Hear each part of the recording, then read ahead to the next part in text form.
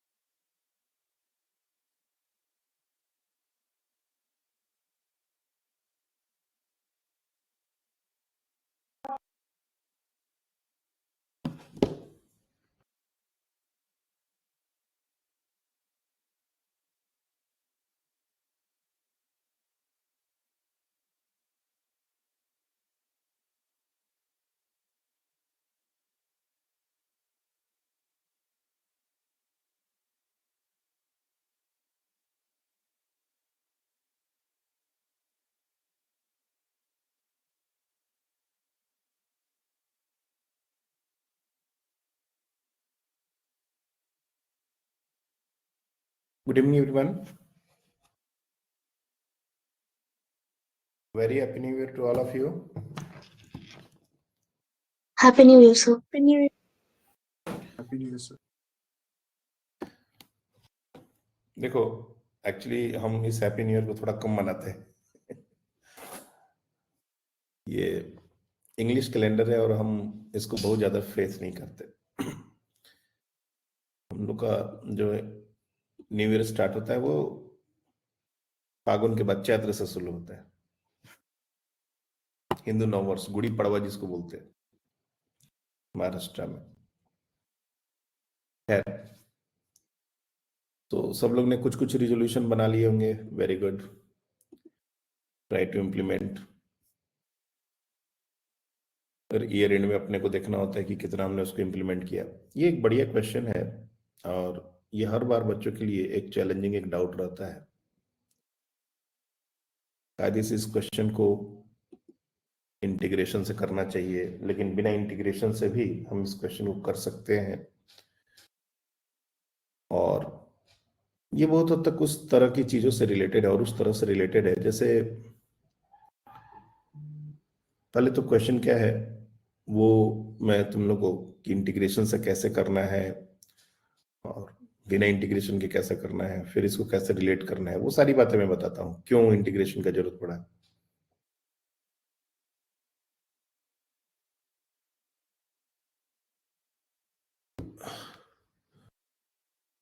देखो क्वेश्चन कर रहा है कि spherical ball of radius R relative density है 0.5। सी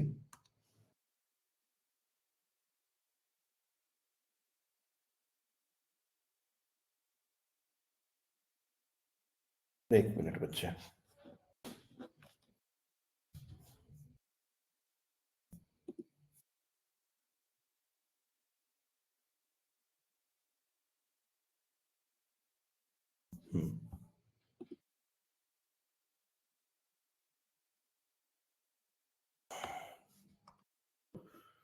ये हमारा 0.5 है तो definitely V rho G V sigma G अगर तुम निकालोगे तो हाफ वॉल्यूम सबमर्ज्ड होगा। इनिशियल कंडीशन जो है हमारा दिया हुआ वो कुछ ऐसा है।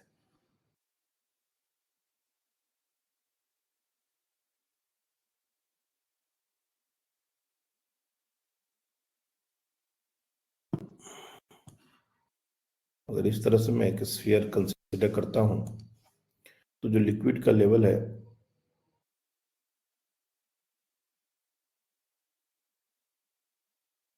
इस तरीके से ये सबमर्ज्ड हुआ पड़ा है। और अभी का जो हमारा इसका वेट है और इसके ऊपर जो बायन्ड फोर्स है, ये दोनों एक दूसरे को बैलेंस कर रहे हैं। वेट कितना होगा? तो वेट इसका टोटल वॉल्यूम इनटू इसका जो भी सिग्मा है, जो भी चीज relative density,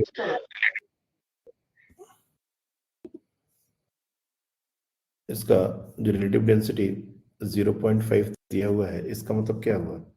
0.5 into rho W into G, ये हमारा बायन्ड फोर्स है, सॉरी ये वेट है। बायन्ड फोर्स हमारा हो जाएगा v into v/2 half submerged होगा, या v डैश कर लो अगर हम लोग को नहीं पता तो v डैश रो डब्ल्यू जी करोगे तो क्लियरली साफ समझ में आ जाएगा। इसको v डैश ही कर लो, ऐसा नहीं, v डैश रो डब्ल्यू जी, और इन दोनों को जब हम इक्वेट करेंगे, क्योंकि इनिशियली ये दोनों है, तो यहाँ से साफ सब समझ में आ रहा है कि v डैश जो है वो v/2 है, half submerged condition. The circular radius are floating in equilibrium water with half of its submerged ball. The work done in pushing the ball down so that the whole of it just immersed in water is. अब क्या कर रहे हैं? इसको हम लोग धीरे धीरे पुश कर रहे हैं।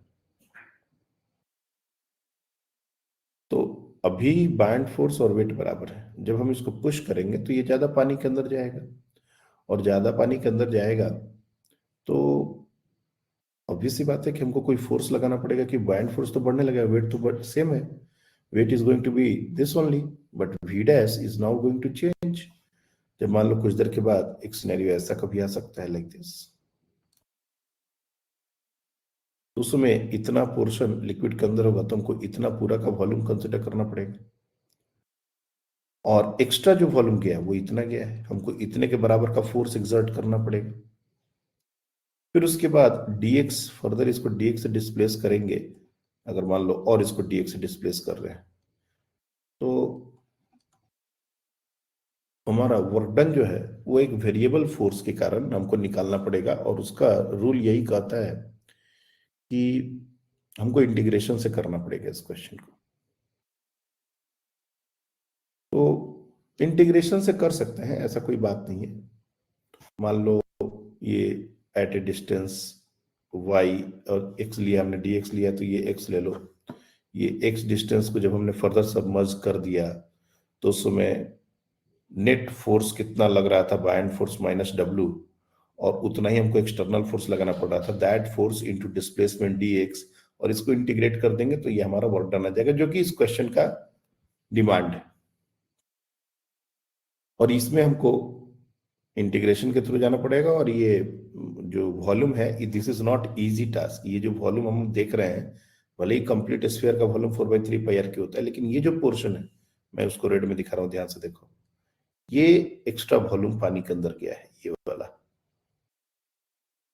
तो या तो ऊपर वाला वॉल्यूम निकाल के माइनस करना पड़ेगा, या फिर इतने का वॉल्यूम निकालना पड़ेगा।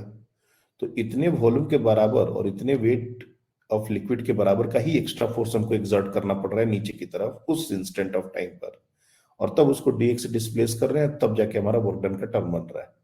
मतलब ये जो वॉल्यूम है ना, अगर हम F एक्सटर्नल की बात करें, जब हमने उसको ऊपर एक एक्सटर्नल फोर्स लगाना शुरू किया लाइक दिस, तो F ext is nothing but equal to, ये जो शेडेड पोर्शन में जो तुमको वॉल्यूम दिख रहा है ना अभी, wait of the liquid,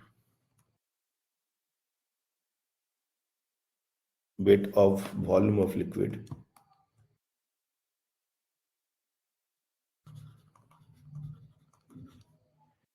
in shaded portion।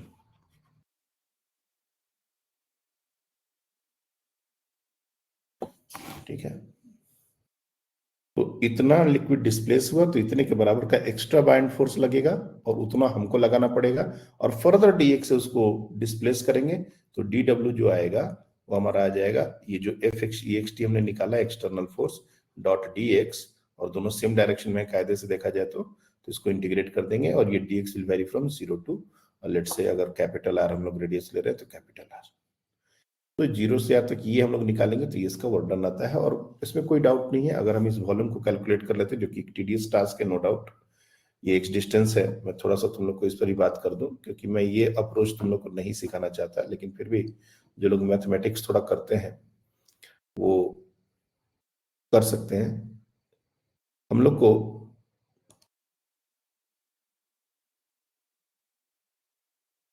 ये डिस्टेंस हमने x लिया है, तो ये रेडियस r है, ये डिस्टेंस x है, तो यहां पर ये रेडियस अपने को पता चल जाएगा, ये angle in terms of r and x पता चल जाएगा। और इस तरह का ये जो पोर्शन होता है ना, इसका वॉल्यूम या फिर डिस्क कंसिडर करके ये नीचे वाला वॉल्यूम, ये सब निकाला जा सकता है, कोई बड़ी बात नहीं है, निकाल सकते हैं, बट वो वही इंटीग्रेशन से निकालना पड़ेगा बहुत सारा काम।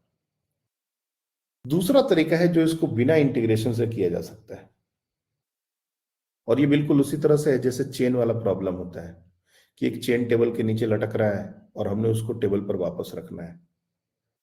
तो एक तो तरीका होता है, if you remember the chain problem, ये जो हमारा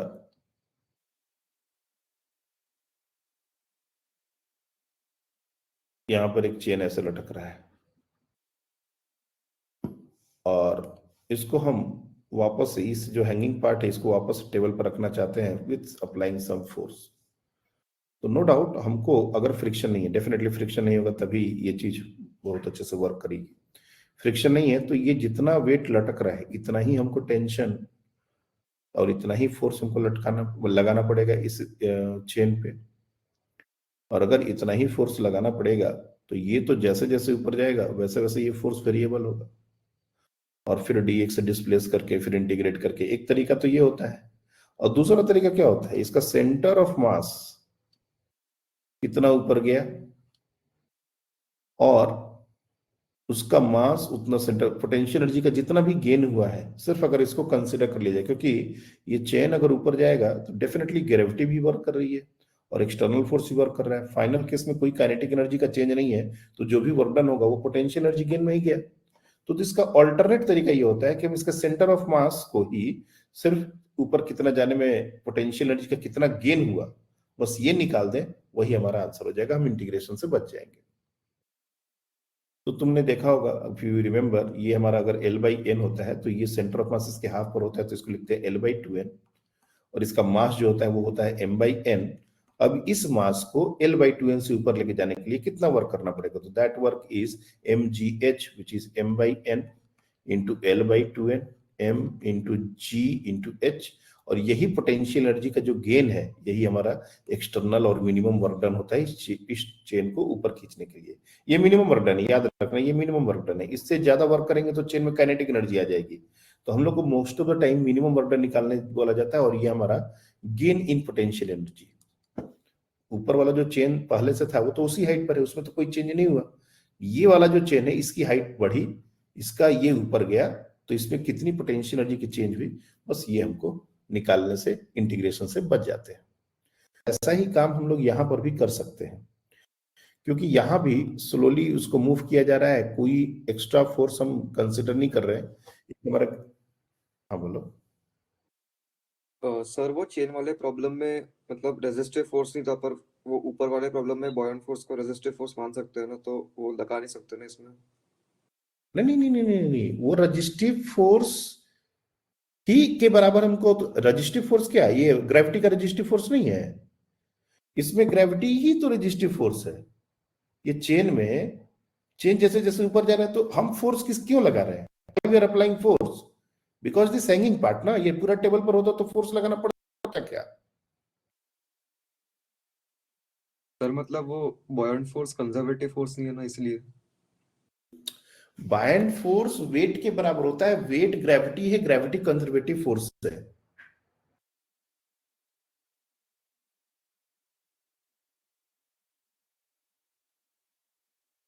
मैं फिर से बोल रहा हूं कि हम जो फोर्स लगा रहे हैं वो ग्रेविटी के अगेंस्ट लगा रहे हैं, ग्रेविटी के कारण ही बायंट फोर्स आ रहा है।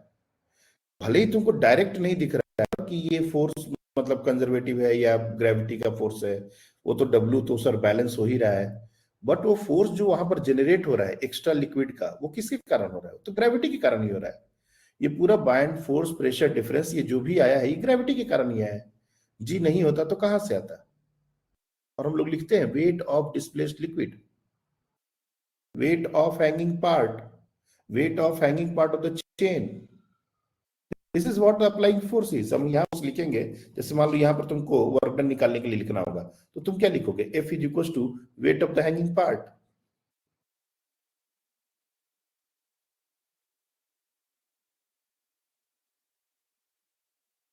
एक बार इस स्टेटमेंट को और जो यहां हमने लिखा है इसमें थोड़ा अंतर देखने की कोशिश करो, तो क्या अंतर है?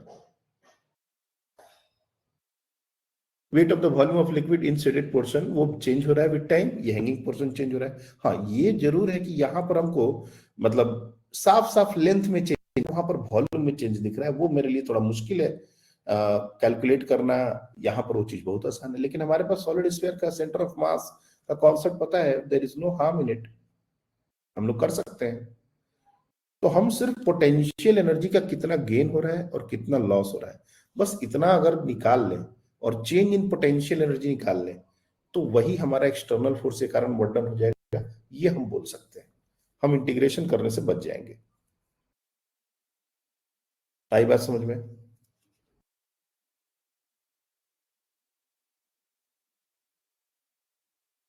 मैं फिर से बोल रहा हूं, देखो इस चेन वाले प्रॉब्लम में भी हमारा एक्सटर्नल फोर्स है और एक ग्रेविटी का फोर्स है। तुम कहोगे कि सर यहां पर भी तो एक ग्रेविटी का फोर्स है और एक बायन्ड फोर्स है और एक एक्सटर्नल फोर्स है। तो ग्रेविटी का फोर्स जो वेट है वो पहले जितना बायन्ड फोर्स लग रहा था उसको बैलेंस कर रहा है। ये दोनों हमेशा एक दूसरे को बैलेंस कर रहा है। सी, पहले जो सिनेरियो हमारा स्फीयर का है, इस पर एक वेट लग रहा है, एक बायन्ड फोर्स लग रहा है, ये दोनों एक दूसरे को बैलेंस कर रहे हैं। अब जो एक्स्ट्रा फोर्स लग रहा है उतना हमको एक्सटर्नल फोर्स एक्सर्ट करना पड़ रहा है, यानी कि F external is nothing but the extra buoyant force that is created. और ये एक्स्ट्रा बायन्ड फोर्स कौन किसके कारण क्रिएट हो रहा है? ग्रेविटी के कारण ही तो क्रिएट हो रहा है। पानी के अंदर वो जाता जाएगा तो एक्स्ट्रा बायन्ड फोर्स क्रिएट होता जाएगा। यहां भी हमारा अप्लाइड फोर्स वेरिएबल हो रहा है या नहीं हो रहा है? हो रहा है ना, क्योंकि हैंगिंग पार्ट कम होता जा रहा है, तो इसलिए वो कम होता जा रहा है अप्लाइड फोर्स। इसको छोड़ने, ये बात समझ आ रही है? ये दोनों को हम रिलेट कर सकते हैं बहुत आसानी से, it's not a very big deal. लेकिन यहां पर एक स्टेप और फर्दर है कि यहां पर चेन सिर्फ ऊपर जा रहा है और कुछ नहीं हो रहा है। यहां पर जब स्फीयर को हम नीचे ढकेलेंगे तो पानी भी थोड़ा ऊपर जाएगा, वो भी उसका पोटेंशियल एनर्जी का गेन काउंट करना पड़ेगा। ये चीज हम लोग को समझना पड़ेगा।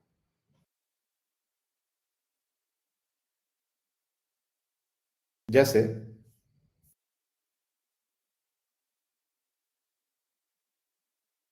एक मिनट,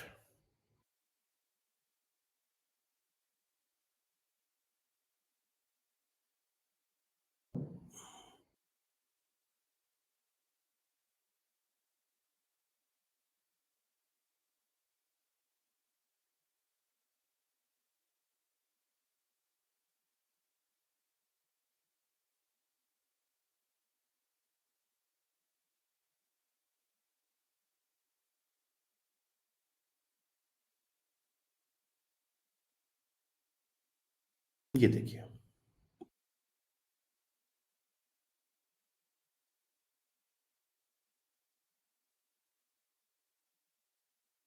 हमने ऑलरेडी सेंटर ऑफ बायंसी क्या होता है, सेंटर ऑफ ग्रेविटी क्या होता है, इसके बारे में थोड़ा बहुत बात किया हुआ है। जब पहले जो सिनेरियो है वहां उस समय हमारा जो ग्रेविटी का फोर्स था, वेट, वो यहां से लग रहा था क्योंकि ये सेंटर ऑफ मास है।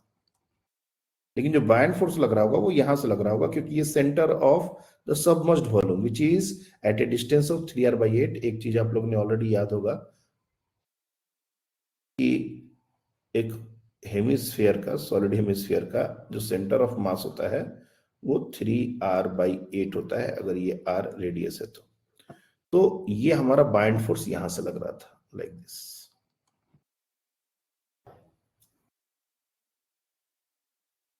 यानी कि डिस्प्लेस्ड लिक्विड का जो सेंटर ऑफ मास था एक तरीके से वो यहां इतना नीचे था। एक तरीके से ये मान सकते हैं कि डिस्प्लेस्ड लिक्विड का जो सेंटर ऑफ मास था वो यहां था। एक बार जैसे ही वो पूरा का पूरा डूब गया तो स्फीयर का सेंटर ऑफ मास कितना नीचे गया, आर, और सेंटर ऑफ बायंसी ये कितना ऊपर गया। Now now this is the centre, ये हमारा अब सेंटर ऑफ बायंसी है। पहले सेंटर ऑफ बायंसी हमारा 3r/8 पर था, मतलब कहीं यहां पर था, यहां पर। अब वो ऊपर जाके सेंटर पर आ गया है। ये लिक्विड का लेवल बराबर ऐसा दिखाया हुआ है, तुम इससे मत मिसलीड होना। लिक्विड नहीं रहेगा, जब पानी के अंदर ये जाएगा तो ये और ऊपर जाएगा, ठीक है, लिक्विड का लेवल ऊपर जाएगा। तो पहले सेंटर ऑफ बायंसी यहां से लग रहा था 3r/8 से, ये और ऊपर गया। तो नीचे जाने से पोटेंशियल एनर्जी घट रही है, ऊपर जाने से पोटेंशियल एनर्जी बढ़ रही है, और ये दोनों का जो डिफरेंस है यही हमारा एक्सटर्नल होगा। तो बस यही हमको करना है, यही चीज इवेलुएट करनी है। आई बात समझ में? इसमें जो डेल्टा यू के टर्म है, इसमें delta U1 plus delta U2, और ऊपर जाने को हम लोग पोटेंशियल एनर्जी का गेन लेंगे और नीचे जाने को पोटेंशियल एनर्जी का ड्रॉप लेंगे। बस ये चीज अपने को केयर करनी है।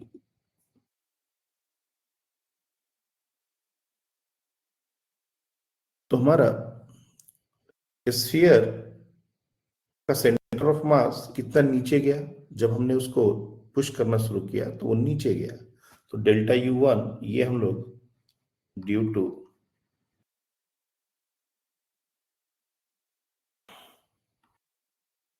To lowering of here mgh and that is equals to, क्योंकि नीचे जा रहा है तो v 0.5 रो w इंटू g इंटू, अब यहां पर डायग्राम में स्मॉलर है तो मैं स्मॉलर से ही लिखता हूं, ये हमारा स्मॉलर है, ये हमारा इसके नीचे जाने से, और सेंटर ऑफ बायंसी ऊपर आया है। तो एक्स्ट्रा लिक्विड कितना डिस्प्लेस हुआ है, जितना पोर्शन अभी बाहर है जब वो फ्लोट कर रहा था, अगर पूरा का पूरा पानी के अंदर डाल दिया तो यही तो एक्स्ट्रा वॉल्यूम डिस्प्लेस हुआ है, मतलब हाफ ऑफ द स्फीयर। तो उसमें due to extra liquid displaced,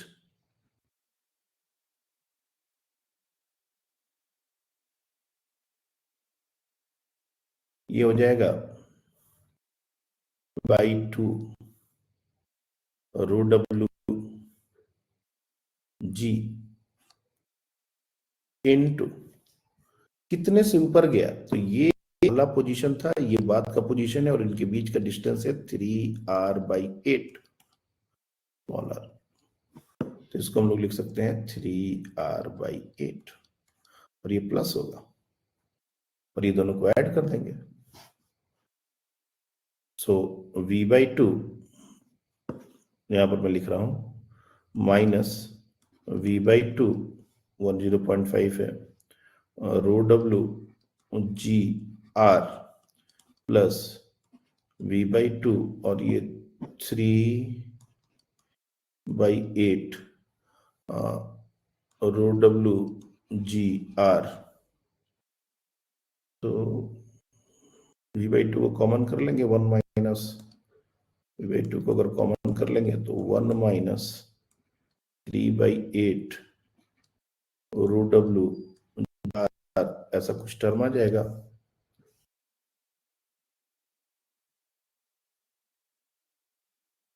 और v को पहले इसको सॉल्व कर लो तो ये हो जाएगा 5/3 into v, now this is 4/3 pi r cube, और by 2 का टर्म है तो इसको by 2 भी डाल ही दो, into रो w g r। तो यहां से ये 2 टाइम्स में कैंसिल आउट होगा। सर वहां पे 5/8 आएगा ना?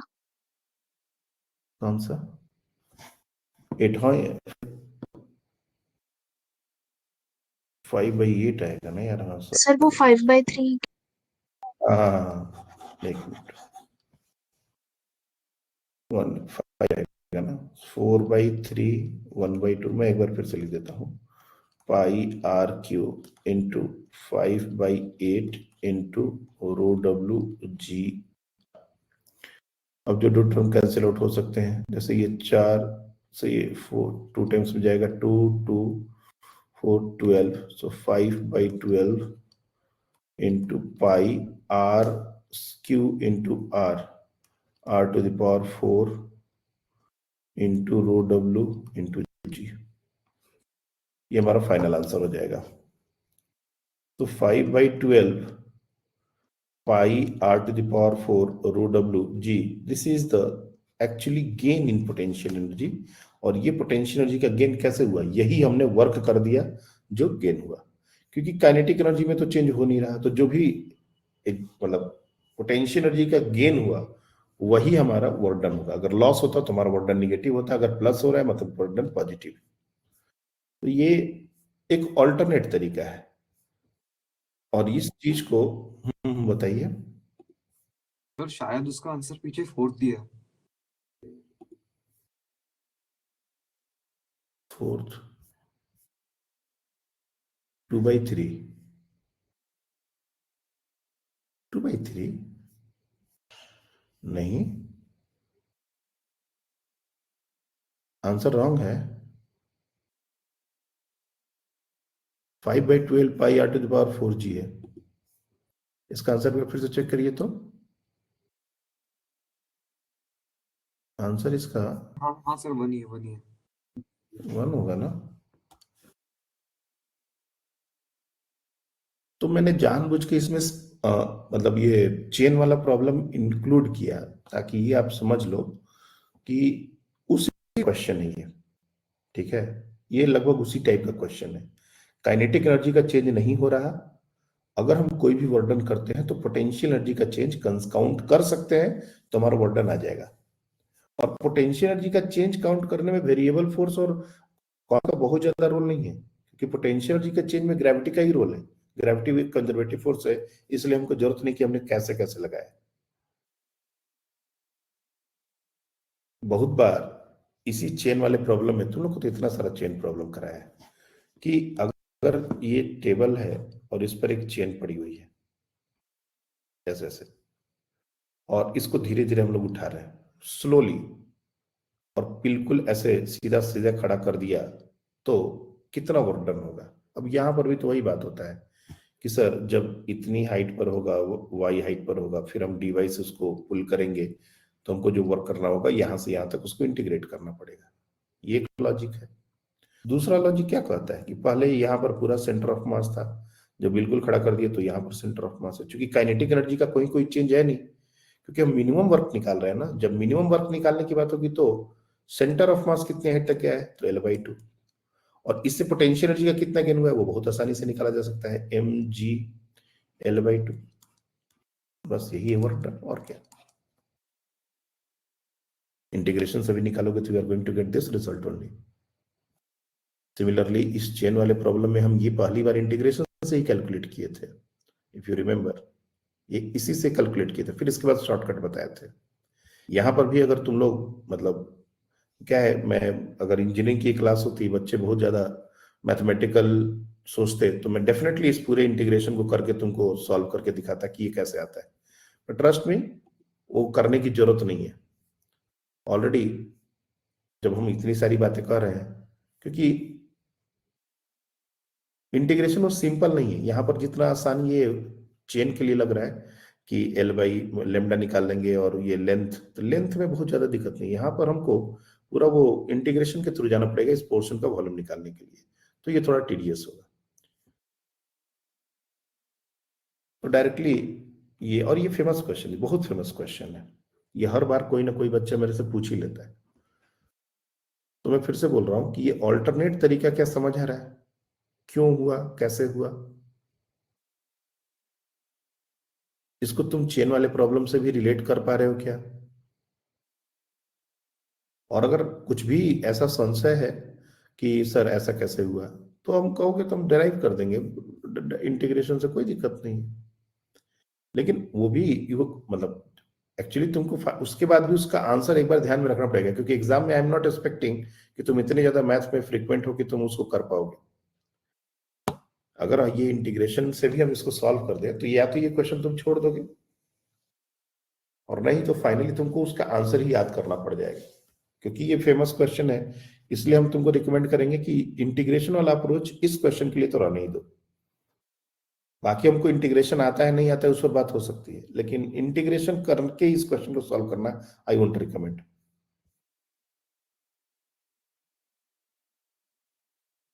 मेरे दूसरे अप्रोच में अगर कहीं कोई लॉजिक में कुछ लगता है तुमको कि दिक्कत है, गड़बड़ है, तो सिंपल बात है। अब यहां पर दो टर्म क्यों आए, हमने दोनों को अलग अलग लिख दिया। एक स्फीयर नीचे जा रहा है और एक लिक्विड ऊपर आ रहा है। तो लिक्विड जितना ऊपर आया उसे पोटेंशियल एनर्जी बढ़ा, स्फीयर जितना नीचे गया पोटेंशियल एनर्जी घटा, दोनों को काउंट करना पड़ेगा, खत्म बात। क्लियर है?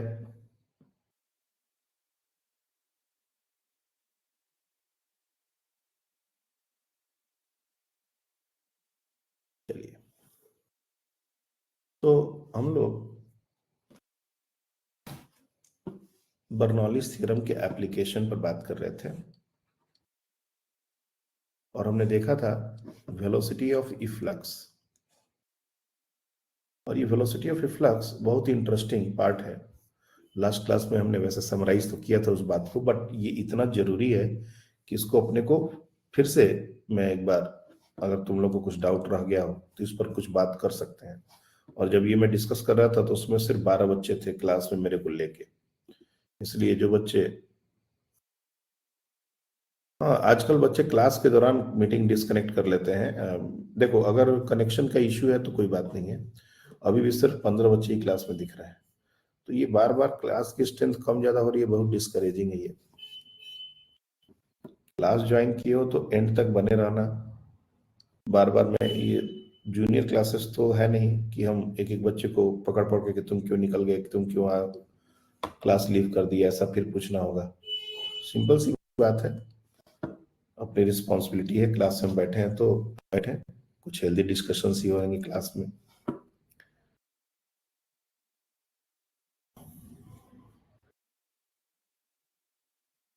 ये अगर हमने ओपनिंग बनाई है तो पिछले दिन हमने आपको ये बताया था कि अगर ये h डेप्थ पर है और बड़ा कंटेनर है, तो यहां से जो लिक्विड बाहर निकल रहा होता है उसकी वेलोसिटी सिंपली 2gh, मतलब h हाइट से लिक्विड फॉल हो रहा है, फ्री फॉल कंडीशन। मतलब अगर तुम सिंपली देखो, यहां से किसी बॉडी को ड्रॉप कर दें, ये h हाइट है, तो यहां पर इसकी वेलोसिटी क्या हो जाएगी, तो √2gh। यही वही फॉर्मूला आता है अगर ये कैपिटल ए और स्मॉल ए बहुत लार्ज है, लार्ज कंटेनर की बात कर रहा हूं मैं, लार्ज कंटेनर। दूसरा कि जहां से ये लिक्विड जब यहां से निकलता है तो ये जहां पर जाके लैंड करता है उसका जो रेंज है वो आता है 2 times √h into h minus h। ये सेकेंड चीज है। अब इंटरेस्टिंग बात ये है कि अगर ये हाइट हमने टॉप से ली है, अगर बॉटम से भी लेंगे तब भी सेम ही बात होगा। क्या मतलब है कि अगर यहां पर एक कंटेनर बनाया हमने, मैं इसको अलग दिखा रहा हूं लेकिन सेम में ही तुम दिखा सकते हो, कोई बुराई नहीं है। Now suppose we are making a hole here and the distance is measured from the bottom. तो वेलोसिटी ऑफ इफ्लक्स यहां पर ये डिस्टेंस h माइनस h हो जाएगा, वेलोसिटी ऑफ इफ्लक्स सेम नहीं होगा, लेकिन जो रेंज है, the range is here 2 times h into h minus h। यही रेंज रहने वाली है। तो ऊपर से h हाइट की बात हो या नीचे से h, ऊपर से h डेप्थ की बात हो या नीचे से h हाइट की बात हो, range is going to be the same. ये बहुत इंपॉर्टेंट रिजल्ट। मिडिल पॉइंट पर जब ये हम बिल्कुल सेंटर से कोई होल बना देते हैं तब रेंज मैक्सिमम होता है। इफ, उसको ओरिफिस बोलते हैं, if orifice is at a depth h/2, जो लिक्विड का लेवल है उसके बिल्कुल बीचों बीच, then range will be maximum।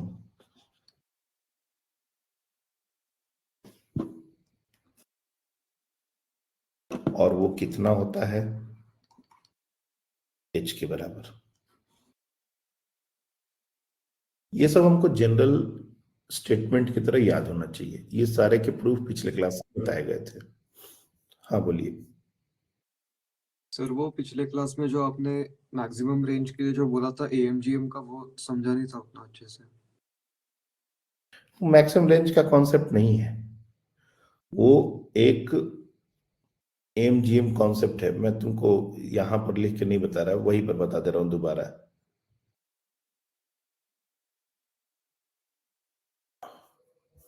ये AMGM कॉन्सेप्ट क्या होता है? AMGM कॉन्सेप्ट होता है कि अगर हमारे पास कोई भी दो पॉजिटिव नंबर हैं तो उसका arithmetic mean is defined as a+b/2 और geometric mean is defined as √ab। पहले तो ये चीज अपने को पता होनी चाहिए। भले ही मैथमेटिक्स का टर्म है but we should know this. ये दो positive quantity, two positive numbers, ये पूरा स्टेटमेंट एक एक वर्ड याद होना। तो अर्थमेटिक मीन का वैल्यू होता है a+b/2, ज्योमेट्रिक मीन का मतलब होता है ab, √ab। और इनइक्वालिटी हमेशा वैलिड होती है, that arithmetic mean is always greater equal than geometric mean. अब ये हमने तुमको मैथमेटिकली प्रूव नहीं किया कि ये कैसे होता है, हमने तुमको एग्जांपल देके बताया कि जैसे मान लो दो नंबर है 5 और 3। अब इसका अर्थमेटिक मीन निकाल लो तुम, तो अर्थमेटिक मीन इसका हो जाएगा 5 + 3/2 दैट इज 4। ज्योमेट्रिक मीन अगर इसका निकालो तो 15 √15, √15 तो 4 से छोटा ही होगा ना हमेशा। तुम कोई भी अनइक्वल नंबर ले लो, मतलब जो सेम ना हो, जैसे मैंने दूसरा एग्जांपल लिया 4 तो 4 अगर दोनों सेम हो गए उस केस में अर्थमेटिक मीन इसका 4 हो जाएगा, ज्योमेट्रिक मीन भी 4 हो जाएगा। तो ये अगर दोनों सेम हो गए तब तो अर्थमेटिक मीन और ज्योमेट्रिक मीन बराबर हो जाएगा। क्या लिखा है? Arithmetic mean is equal to geometric mean only if a is equal to b। अगर a और b बराबर नहीं हुए तो हमेशा am ग्रेटर देन gm होगा, और इसी को बोलते हैं AMGM कॉन्सेप्ट। अब इस कॉन्सेप्ट को हम इस सिनेरियो में कैसे यूज कर रहे हैं ये समझने के लिए, एक तो तरीका था कि हम रेंज का जो एक्सप्रेशन आया है 2 × √h × h-s, इसका मैक्सिमम मिनिमम लगा दें। h हमारा वेरिएबल है, उसके रेस्पेक्ट में डिफरेंशिएट करें एंड सॉल्व करें। एक तरीका वो हो सकता है। दूसरा तरीका क्या हो सकता है कि दूसरा तरीका ये हो सकता है कि हम इस 2 को कुछ देर के लिए छोड़ दें। ये जो ब्रैकेट के अंदर का टर्म है, इसमें क्या टर्म है? एक टर्म है h और एक टर्म है h-s। तुमको h और h-s से प्रॉब्लम है तो a और b लो ना इसको। तो इस पूरी क्वांटिटी का मतलब √ab का हमको मैक्सिमम वैल्यू निकालना है। और ये मैक्सिमम वैल्यू कब होता है? कितना होता है? a+b/2 होता है। और कब होता है? जब a = b होता है। तो इन दोनों को बराबर कर दो। इन दोनों को बराबर अगर करो, हाँ इन दोनों को अगर, गलत लिख रहे हैं क्या हम? ये कैपिटल H नहीं होगा ना, स्मॉल h होगा ना। देखो सॉरी, यहाँ पर स्मॉल h होगा, एक्सट्रीमली सॉरी।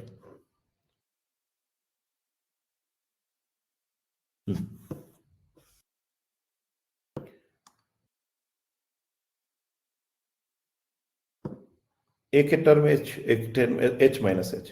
तो h को अगर हमने a ले लिया, h-h को b ले लिया, तो इन दोनों का ये अंडर रूट ऑफ वेरी का मैक्सिमम वैल्यू कितना होगा? तो maximum value a plus B by two geometric mean के बराबर होता है, और geometric mean h plus h minus h का, अगर इसका ज्योमेट्रिक मीन निकालोगे तो क्या हो जाएगा? ये h बाई टू ही होगा ना यार। सर पर जो a plus B by two है वो तो मतलब बड़ा ही रहेगा ना रूट ए बी से। नहीं, जब दोनों बराबर हो जाएंगे तो सेम हो जाएगा, इसको बराबर कर दो, h और h माइनस h ये दोनों बराबर अगर हो गए तो एम और जीएम बराबर हो जाते हैं, यही तो बताया कल, अभी तो फिर से यही दिखा रहे थे हम। M is equal to GM only if A is equal to B, और वो उसका मैक्सिमम वैल्यू होता है, अदरवाइज जीएम हमेशा एम से छोटा होता है। कहाँ कंफ्यूज हो रहे हो? मतलब सीरियसली मेरे को अभी तक नहीं समझ में आया कि तुम कंफ्यूज कहाँ हो रहे हो। सर मतलब वो am gm से बड़ा है तो फिर उसे इक्वेट क्यों कर सकते हैं, जब मतलब a is equal to B हम उसे डाल रहे हैं ना उसमें, तो वैसा क्यों क्योंकि एक मिनट, हम कह रहे हैं कि एक क्वांटिटी से हमेशा छोटी रहेगी या उसके बराबर हो सकती है, यानी कि जीएम का मैक्सिमम वैल्यू एम हो सकता है। ये बात गलत क्यों लग रहा है तुमको? GM is always less or equal than AM. I am saying कि maximum value of GM is equals to AM. ये गलत कैसे लग रहा है तुमको, मेरे को बताओ। सर पर वो हो सकता है ना, तो होगा ऐसा क्यों बोल सकते हैं?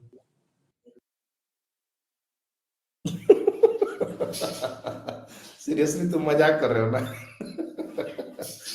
हो सकता है, यही तो केस है कि किस एज के लिए हो सकता है, होगा मतलब अगर उतना होगा तो होगा। कहाँ तू फंसा हुआ है, हमको नहीं समझ आ रहा सीरियसली। मेरे को अभी तक इतना देर तक हम बकबक कर रहे हैं, मेरे को अभी तक ये बात नहीं समझ आया कि प्रॉब्लम कहाँ फंस रहा है। हम एक बार कह रहे हैं कि जीएम जो है वो एम से छोटा है या उसके बराबर हो सकता है। नाउ जीएम का मैक्सिमम वैल्यू क्या होगा? तो एम के बराबर होगा। क्या इस बात में कोई गलती है? बिल्कुल भी नहीं। कब होगा? जब ये दोनों बराबर होंगे। तो जब ये दोनों बराबर होंगे तो जीएम अपना मैक्सिमम वैल्यू ले लेंगे। अब इस बात में कहाँ कंफ्यूजन है?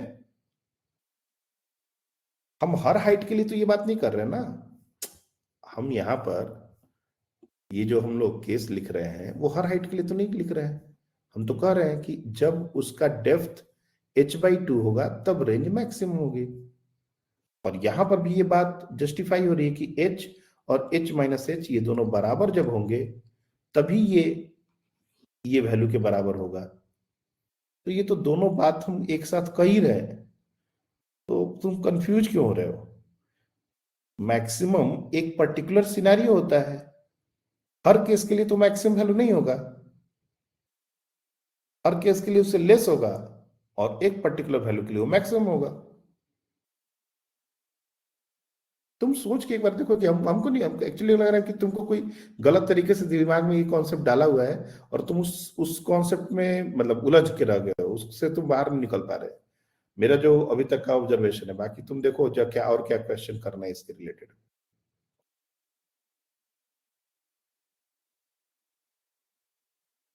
ठीक है सर, मैं सोच के कल बोल दूंगा। नहीं अभी भी तुमको कंफ्यूजन है, ये बड़ा आश्चर्य वाला बात है। एनीवे कोई बात नहीं। तो एमजीएम कॉन्सेप्ट एक कॉन्सेप्ट है, और ये तुम मैथमेटिकली प्रूफ करो या ना करो, सिंपल एक टेस्ट कर सकते हो। कोई भी दो नंबर अपने मन से लो, उसका अर्थमेटिक मीन निकाल लो, उसका ज्योमेट्रिक मीन निकाल लो, देख लो कौन बड़ा है। और अगर दोनों नंबर बराबर ले लेते हो तब देखो अर्थमेटिक मीन और ज्योमेट्रिक मीन क्या होते हैं, तो अपने आप तुमको समझ में आ जाएगा। खैर अब इससे ज्यादा इस बात नहीं। नाउ अब जो दूसरा क्वेश्चन इससे है कि मान लीजिए सर कि ये कंटेनर जो है वो ग्राउंड पर नहीं रखा गया, किसी हाइट पर रखा गया, तो इसके बारे में भी हमने आपको बताया कि चलिए कोई बात नहीं, इसको अगर हमने किसी हाइट पर रखा है, मान लेते हैं कंटेनर यहां पर है, तो और हमारा जो ओपनिंग है वो कुछ यहाँ h डेप्थ पर है, तो वेलोसिटी ऑफ इफ्लक्स ये तो हमारा अंडर रूट ओवर 2gh ये तो होगा ही, इसमें कोई डाउट नहीं है।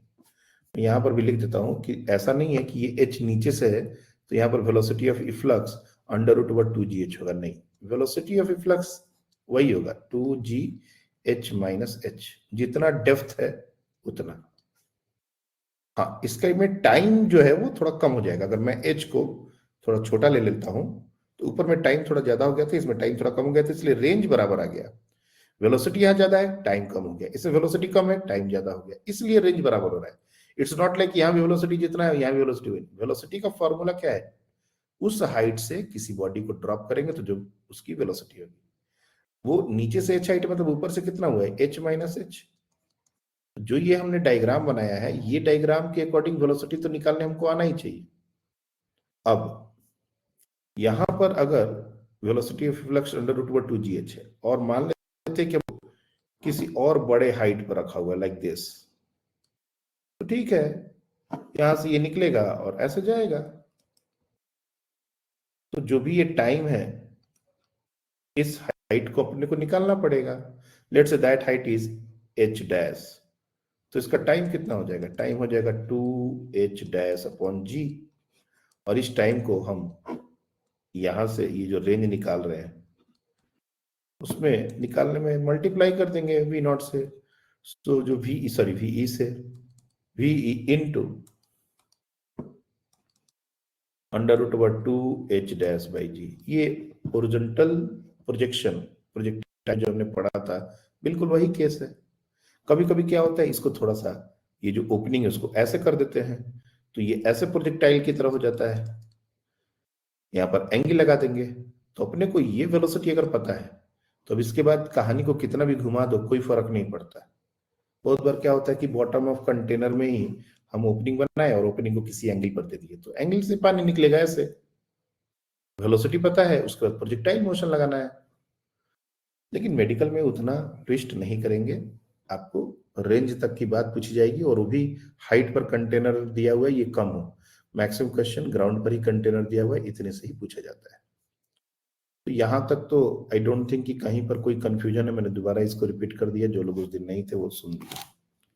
नाउ इसके अलावा एक और चीज है, जो कंटेनर में एक ओपनिंग बनाते हैं तो हम लोग, इसमें बहुत सारे क्वेश्चन बनते हैं। एक होता है कि जैसे बुलेट फायर करते हैं तो मशीन गन पर एक बैक थ्रस्ट लगता है, इसको बोलते हैं रिकॉइलिंग ऑफ गन।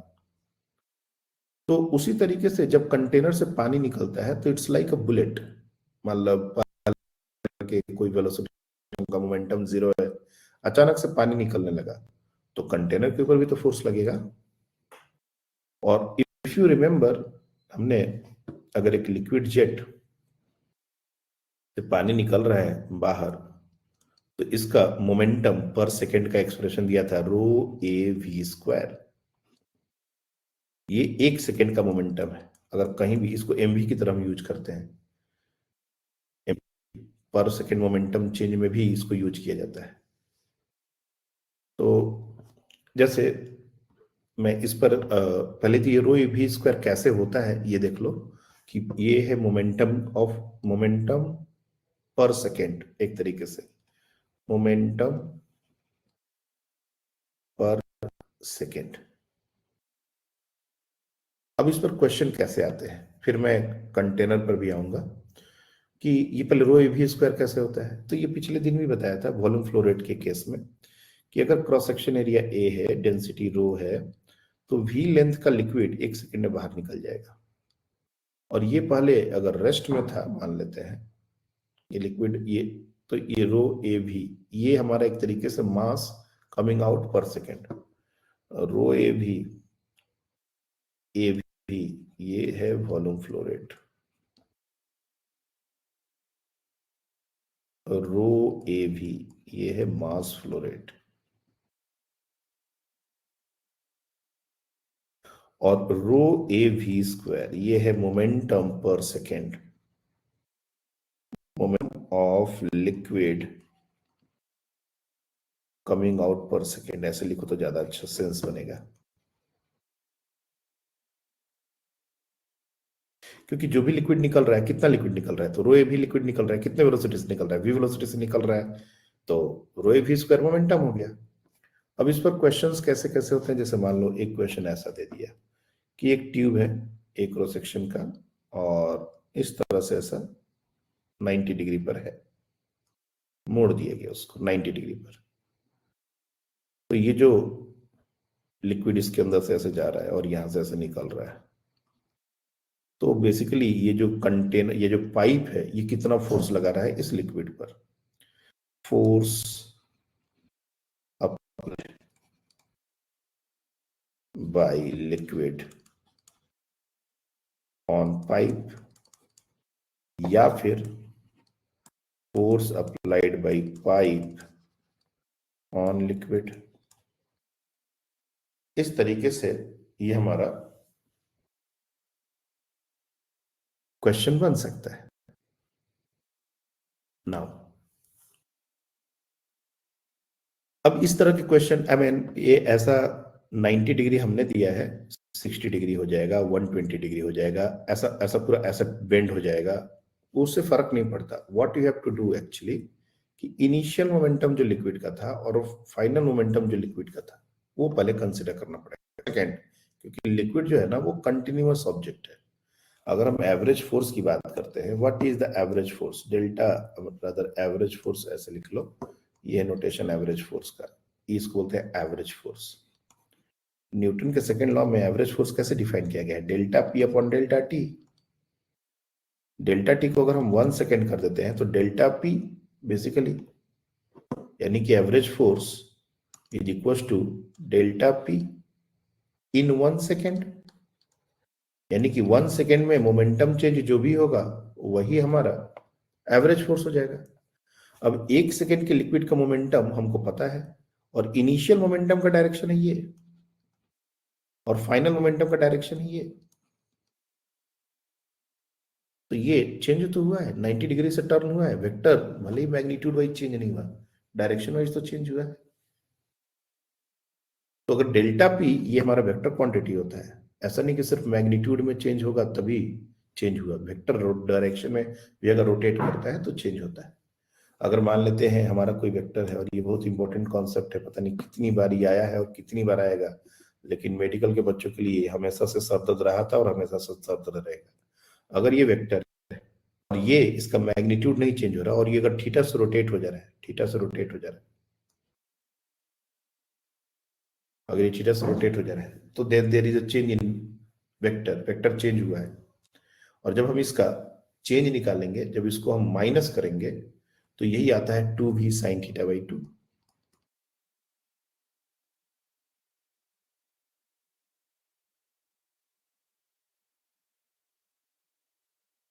ये 2v sin थीटा बाई 2, इसी दो वेक्टर, इसका मैग्नीट्यूड नहीं चेंज, सिर्फ डायरेक्शन चेंज हो रहा है। अगर कोई वेक्टर को थीटा से रोटेट कर दिया जाए तो चेंज इन वेक्टर और magnitude of change in vector other,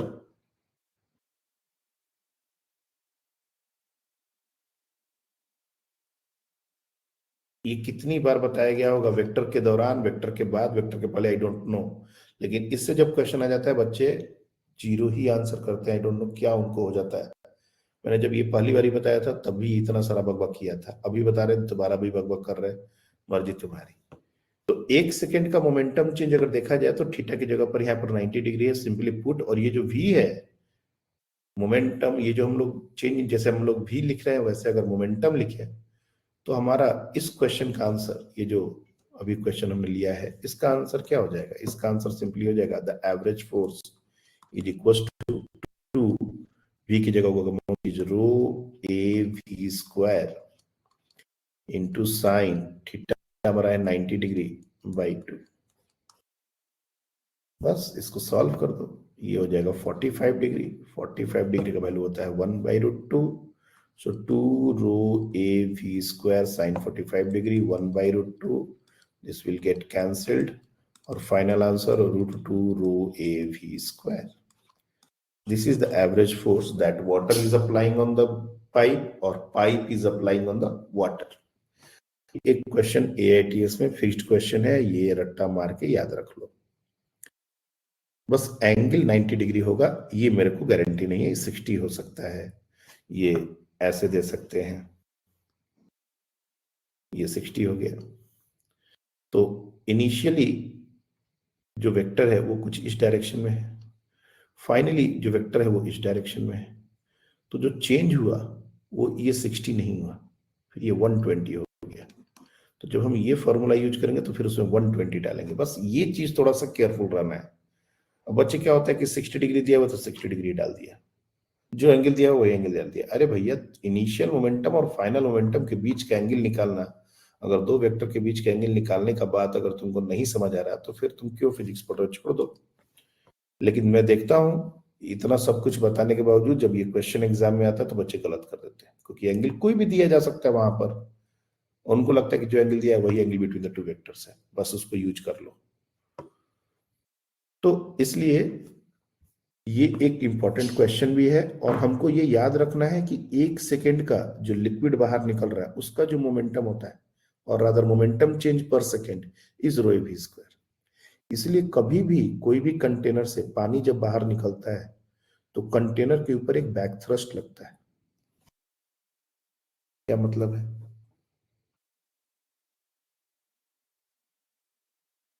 अगर मान लेते हैं यहां पर एक ओपनिंग हमने बना दी और इसका क्रॉस सेक्शन ले लिया स्मॉल है, और ये यहां तक पानी भरा हुआ है, तो नो डाउट एच तो अपने को पता है और उसके अकॉर्डिंग वेलोसिटी ऑफ फ्लक्स ये बार बार मैं लिख रहा हूं ताकि तुमको दिमाग में बैठ जाए।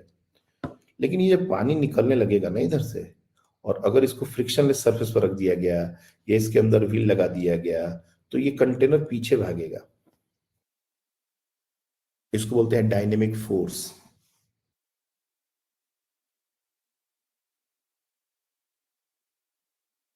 जो फायर ब्रिगेड के लोग होते हैं ना, जब वो आग बुझाते हैं तो सिर्फ उनको पाइप को होल्ड नहीं करना होता, उनको बड़ा मेहनत लगता है पाइप को होल्ड करने में।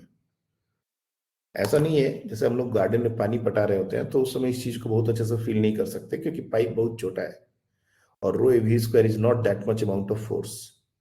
लेकिन अगर तुमको मतलब समझना है कि हाँ सच में फोर्स लगता है, तो कोई बड़ा पाइप जिससे पानी निकल रहा हो बहुत तेज से, उसको पकड़ के देखो कि उसको सिर्फ पकड़ने में भी तुमको काफी फोर्स लगाना पड़ेगा, नहीं तो ऐसा लगेगा कि कोई पीछे खींच रहा है। और उसी हॉस पाइप को अगर तुम गिरा दो, जो गार्डन में पानी पटाते हैं, तो देखो कि वो पीछे भागता है जब पानी उससे निकलता है। तो this is a very common thing कि if we fire a bullet, the gun will take a recoil.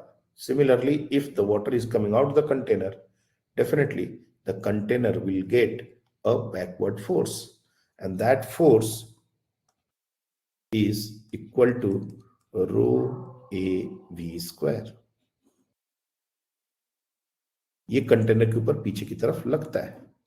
अब डिपेंड करता है कि हमारा फ्रिक्शन अगर यहां पर लग रहा है तो फ्रिक्शन इस कंटेनर को रोक दे, या अगर हम चाहें, एक बार एक ऐसा क्वेश्चन था, यहाँ पर एक स्प्रिंग लगा दिया गया, एक कंटेनर ऐसे लगा दिया गया फ्रिक्शनलेस सरफेस पर, या व्हील भी लगा दो, चलो व्हील लगा दो, और यहाँ तक पानी डाल दो और यहाँ पर यहाँ ओपनिंग बना दो। स्प्रिंग में कंप्रेशन कितना है बताइए। यहाँ पर जब ओपनिंग बना दी गई, लिक्विड बाहर निकल रहा है, लिक्विड जब बाहर निकल रहा है तो कंटेनर को पीछे ढकेलेगा, पीछे ढकेलेगा तो स्प्रिंग में कंप्रेशन आएगा, तो स्प्रिंग फोर्स लगाएगा कितना, rho A B square. Small a is the cross section area of the orifice, याद रखना, this A is the opening of area of orifice। अब यहां से compression in the spring आ जाएगा रो ए भी स्क्वायर अपन के। अगर हमको फ्रिक्शनल कोएफिशिएंट पूछ दे, सपोज यही क्वेश्चन में ये व्हील हटा दे और पूछे कि इसका कोएफिशिएंट ऑफ फ्रिक्शन कितना हो, अगर इसका टोटल मास m दे दिया गया है तो हमारा म्यू कितना, what is the minimum value of mu so that this container remains in equilibrium, तो तुम क्या करोगे, mu mg, this is the maximum frictional force, और ये जो होना चाहिए दिस शुड बी ग्रेटर और equal than rho A V square. तो यहां से clearly mu should be greater और equal than rho A V square upon M G, और v जहां जहां हमने लिखा है वहां पर जरूरत पड़े तो अंडर रूट ओवर 2gh डालना है, इससे कोई इनकार नहीं है, हो गया बात खत्म। इसके पहले यहां तक समझ आ रही है बात?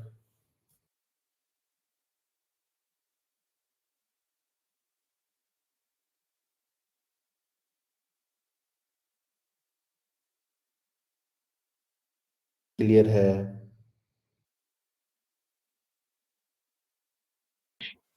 Yes, sir. हाँ इसके अलावा कभी कभी ऐसा भी होता है, एक क्वेश्चन मान लो कि मान लेते हैं हमारे पास एक कंटेनर है, क्वेश्चन का पूरा स्टेटमेंट मेरे को याद नहीं है, चाहे तो हम वो क्वेश्चन फ्रेम कर सकते हैं, बट आंसर मेरे को याद नहीं है और अभी नया फ्रेम करेंगे तो थोड़ा सा कंफ्यूजन होगा। मान लो इस तरह का सिनेरियो, दो ओपनिंग बना दी, एक इधर भी बना दिया और एक इधर भी बना दिया, और ये लिक्विड h हाइट तक पड़ा हुआ है। दोनों का ओरिफिस का ओपनिंग सेम रख सकते हैं, अलग अलग रख सकते हैं। क्वेश्चन क्या हो सकता है कि अगर हमने मान लो h डेप्थ पर बनाया है और एरिया कुछ A1 है, तो इसको हम कितने डेप्थ पर बनाए, और अगर इसका एरिया A2 हो तो कंटेनर इक्विलिब्रियम में रहे। अब जैसे अगर इधर पानी निकलेगा तो इस ओपनिंग के कारण इधर फोर्स लगेगा, लेट से F1, और इधर पानी निकलेगा तो इसके कारण एक फोर्स लगेगा F2। All you have to do is to just equate this F1 and F2. And what is F? Rho AV square. यहाँ का जो V होगा, यहाँ का जो V होगा, उसको कंसिडर करेंगे, क्रॉस सेक्शन एरिया होगा उसको कंसिडर करेंगे, दोनों को इक्वेट कर देंगे फॉर इक्विलिब्रियम।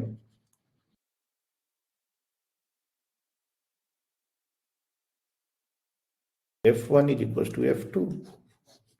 अब एरिया सेम दे दिया है तो वेलोसिटी सेम करनी पड़ेगी, और हमको पता है कि अगर हाइट h हो जाए तो वेलोसिटी सेम हो जाएगी, सॉरी रेंज सेम होगा, वेलोसिटी सेम क्या बोल रहे हैं हम भी। तो एरिया अपने को अलग अलग करना ही पड़ेगा, क्योंकि वेलोसिटी जैसे जैसे हम नीचे जाते हैं तो बढ़ती है, तो इन दोनों के एरिया में एक रिलेशन बन जाएगा कि क्या एरिया में रिलेशन होना चाहिए ताकि ये दोनों पर इक्विलिब्रियम में सेम फोर्स लगे। H1 H2 जो भी है, ये हमारा H1 है, लेट्स से ये हमारा H2 है, तो you can always right an expression. तो कंटेनर पर डायनेमिक फोर्स कैसे लगता है, पाइप पर डायनेमिक फोर्स कैसे लगता है, वेलोसिटी ऑफ इफ्लक्स क्या होता है, ये सारी बातें समझ आ गई हैं।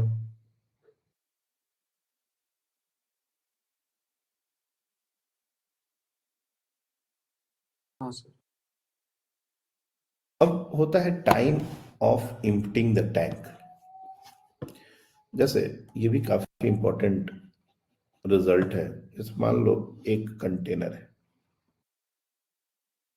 और इसके बिल्कुल बॉटम में एक होल कर दिया गया। रियल लाइफ में ऐसा नहीं होता, क्यों नहीं होता, we'll come to that point. But अगर इसमें एक होल है तो पूरा का पूरा पानी बाहर निकल जाएगा।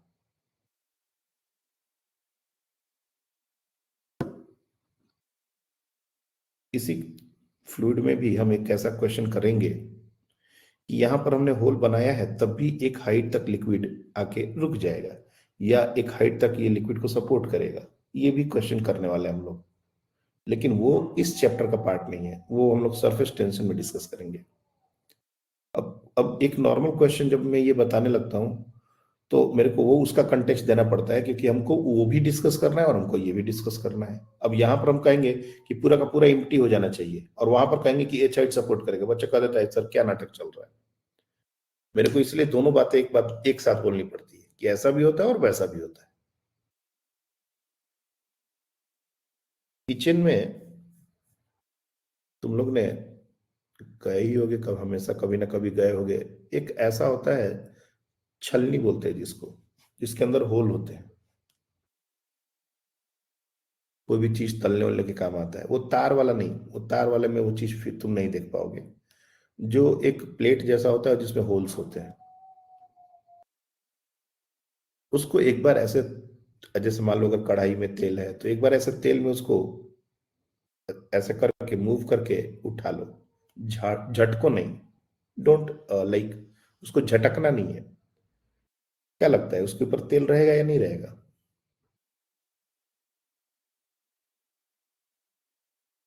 रहता है या नहीं?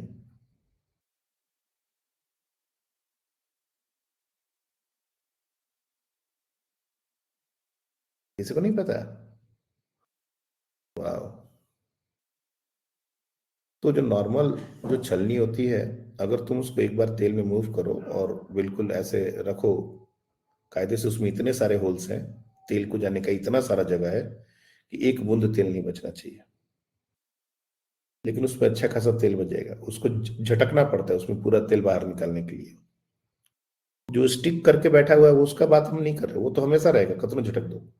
लेकिन उसके ऊपर अच्छा खासा तेल होता है। यू कैन ऐसे ऐसे प्योर कहीं पोर करोगे तो ढल जाएगा, जैसे कलछी में जैसे हम लोग उसको डालते हैं वैसा।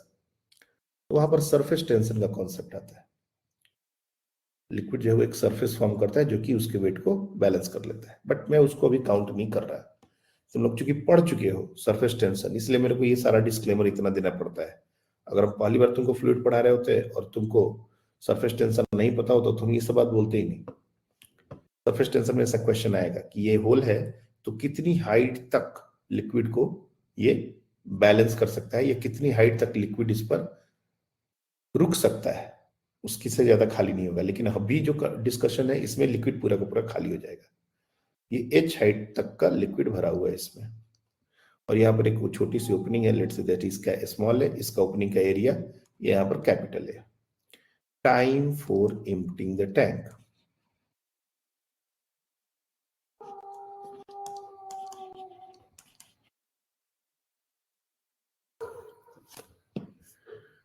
किसी भी टैंक को जो हम एम्प्टी करते हैं तो उसमें कितना टाइम लगेगा, ये हमारा क्वेश्चन है। अब देखो इतना आसान नहीं है इस क्वेश्चन को सॉल्व करना, क्योंकि जैसे जैसे हम लिक्विड बाहर आता जाएगा, जैसे पहले जब स्टार्ट होगा तो बहुत तेज पानी निकलेगा। क्यों? क्योंकि यहाँ पर वेलोसिटी ऑफ फ्लक्स उस समय √2GH होगा।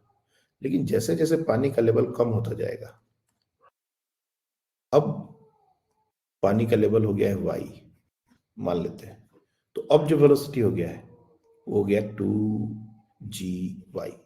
Now the velocity of water coming out of the container is getting reduced. तो जितना तेजी से पहले पानी निकल रहा था उतने तेजी से तो पूरे टाइम निकलेगा नहीं, इसलिए जैसे जैसे ये खाली होता जाएगा और ज्यादा वेलोसिटी कमती जाएगी और वो स्लोली एम्प्टी होगा। तो कंप्लीट एम्प्टी होने में या हाफ एम्प्टी होने में या हाफ से पूरा एम्प्टी होने में ये टाइम सेम नहीं लगने वाला। जैसे बहुत बार क्वेश्चन आता है कि पहला हाफ एम्प्टी होने का टाइम अगर टी है, स्मॉल टी से लेट से डिनोट करते हैं, एक कंटेनर है जिसको आधा हमने एम्प्टी किया और उसमें टाइम लगा टी, तो रिमेनिंग आधा को एम्प्टी करने में कितना टाइम लगेगा? बच्चे तुरंत बोल देते हैं टी, जबकि ये टी नहीं हो सकता।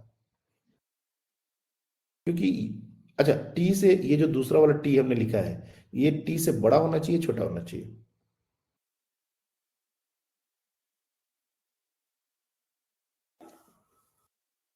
हाँ बताइए। बड़ा। क्यों? सर मतलब जो वो आधा खाली करने को वेलोसिटी कम है तो टाइम ज्यादा लगेगा।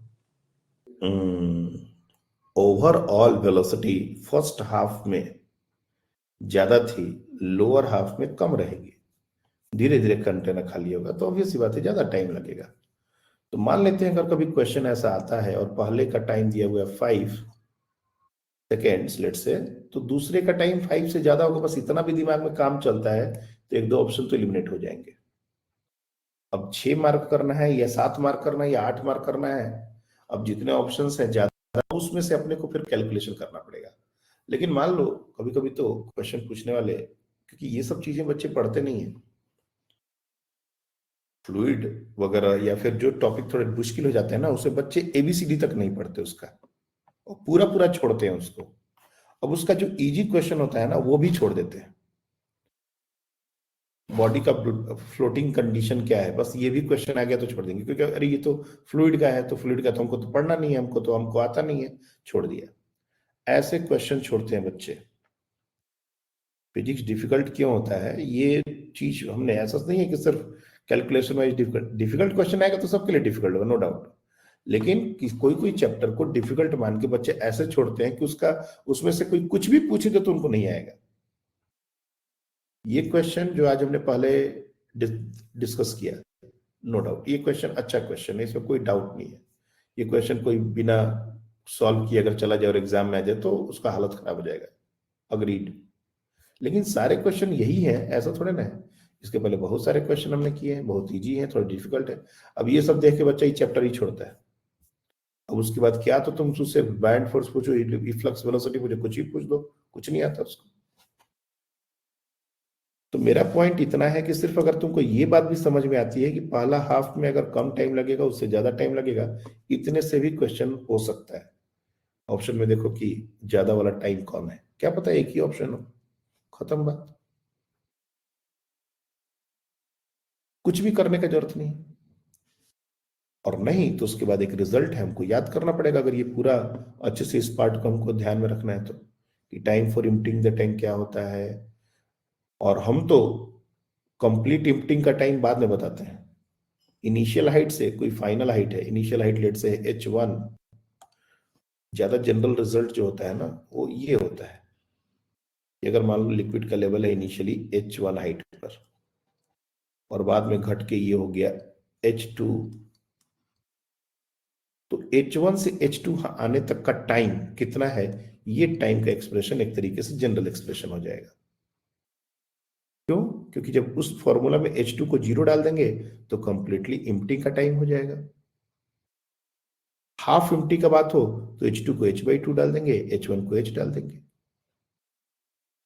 क्वेश्चन ये भी आता है 1/3 एम्प्टी होने में जो टाइम लगेगा और उसके बाद जो हमारा रिमेनिंग 2/3 एम्प्टी होने में जो टाइम लगेगा, इन दोनों का जो रेशियो है टाइम का वो क्या होगा। तो यहां पर हम उसको आसानी से इस रिजल्ट के हेल्प से कर सकते हैं।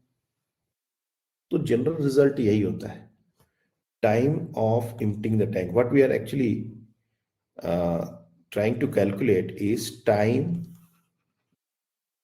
for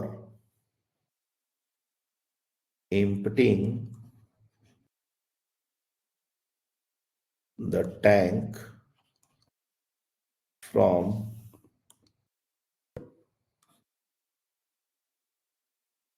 initial level h1 to final level h2। और ये जो फॉर्मूला है जहां तक मुझे याद आ रहा है, मैं पहले तुम लोग को फॉर्मूले का आंसर ही फॉर्मूला ही दे देता हूं। ये होता है 2/g under root over h1 minus under root over h2, और यहां पर हो जाता है capital A by small a। ये small a by capital A पर देखना पड़ेगा, जस्ट ए मिनट में इसको एक बार कंफर्म कर लो। वैसे हम लोग अभी डिराइव करेंगे इसको, तो ये सामने अभी डिराइव होगा तो याद ही आ ही जाएगा, ऐसा नहीं है। a/a 2/g, हाँ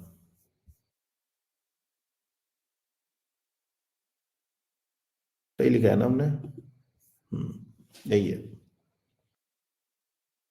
ये टाइम है और ये हमको याद रखना है, ठीक है। मैं डिराइव फॉर्मूला तुमको दे दे रहा हूं, और कंप्लीटली एम्प्टी के लिए क्या करना है ये भी बता चुका हूं। h2 को 0 कर दो, h1 को कैपिटल H कर दो, कंप्लीटली निकल गया। अब इसका आता है डेरिवेशन, जो देख लो कैसे होता है। क्योंकि वेलोसिटी ऑफ फ्लक्स एक वेरिएबल क्वांटिटी है, इसलिए अपने को किसी भी एक जनरल हाइट पर पानी किस रेट से निकल रहा है वो काउंट करना पड़ेगा। दैट मीन्स कि अगर हमारा ये कंटेनर है और ये इनिशियल लेवल है, लेट से ये हमने अभी के लिए h1 मान लिया, लेकिन पानी अभी इतने हाइट तक है नहीं, पानी आ गया है यहां जो कि है y, और डेफिनेटली यहां पर जो ओपनिंग है वो a है, और ये a बहुत छोटा है, ये कैपिटल A, ये इसका क्रॉस सेक्शन काफी बड़ा है। a is greater and greater than small a, ये कंडीशन ऑलरेडी वैलिड है, इसलिए वेलोसिटी ऑफ फ्लक्स यहां पर जो है वो हमारा हो जाएगा अंडर रूट ओवर 2gy, ये फॉर श्योर। लेकिन यहां पर भी लिक्विड तो नीचे आ ही रहा है ना, बिना लिक्विड के लेवल नीचे आया तो ऐसा होगा नहीं। तो continuity equation, using continuity equation,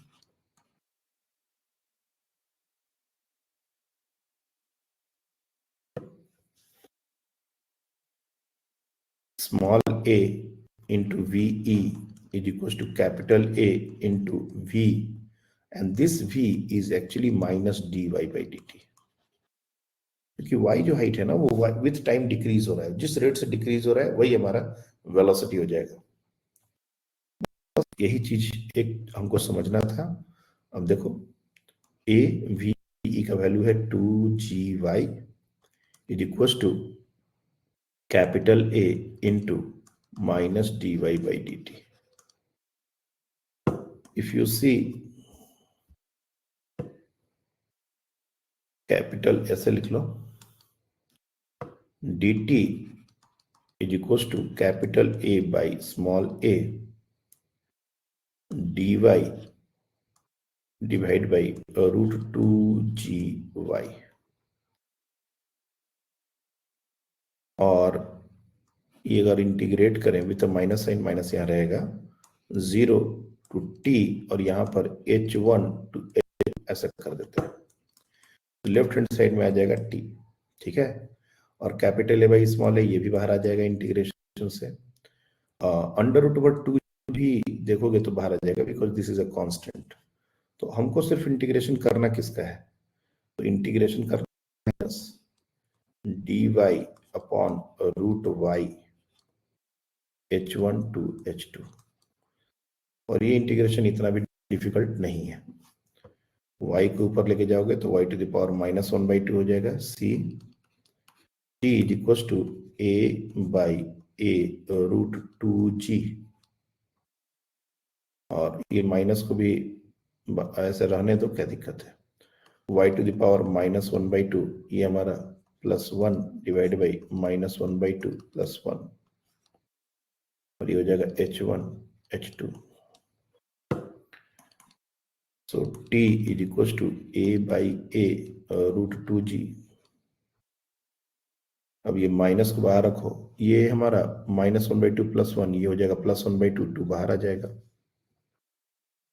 और ये ब्रैकेट के अंदर y to the power half ये हो जाएगा h2 upper limit minus h1 lower limit, और इसी माइनस को अगर अंदर लेंगे तो ये चेंज हो जाएंगे, और ये जो 2 है ये इस रूट 2 के साथ कैंसिल आउट होके ये फाइनल जो एक्सप्रेशन हमने दिया था बिल्कुल वही एक्सप्रेशन बन जाएगा 2/g h1 माइनस h2।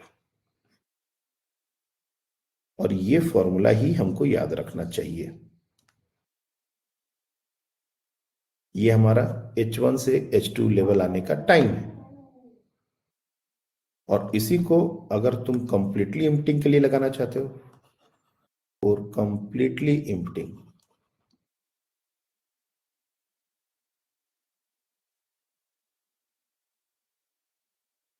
तो यहां पर h1 को हमको रिप्लेस करना पड़ेगा h से, और h2 को रिप्लेस करना पड़ेगा 0 से, और ये स्मॉल t कैपिटल T में हो जाएगा convert, capital A by small a 2/g, और ये आ जाएगा h माइनस, तो ये हो जाएगा 2h/g।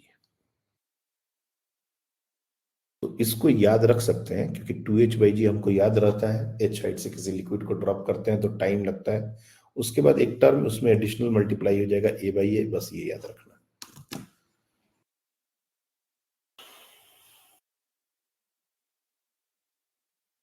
तो time for emptying the tank, I hope कि ये चीज पूरे अच्छे से तुम लोग को समझ में आ गया होगा। क्लियर है ये?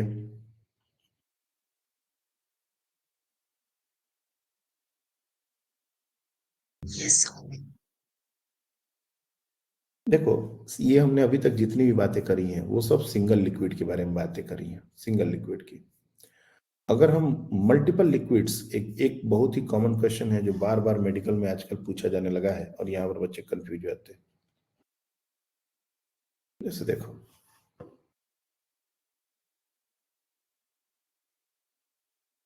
ये हमारा कंटेनर है, यहां तक एक लिक्विड है 2 रो, और यहां एक लिक्विड है रो। अब हमसे पूछा जाता है कि यहां पर अगर एक ओपनिंग बना दी जाए, let's say we make an opening somewhere here, this height is given, like this height is h, this height is h/2, और ये भी हाइट हमारा h है, तो यहां पर वेलोसिटी ऑफ इफ्लक्स क्या होगा?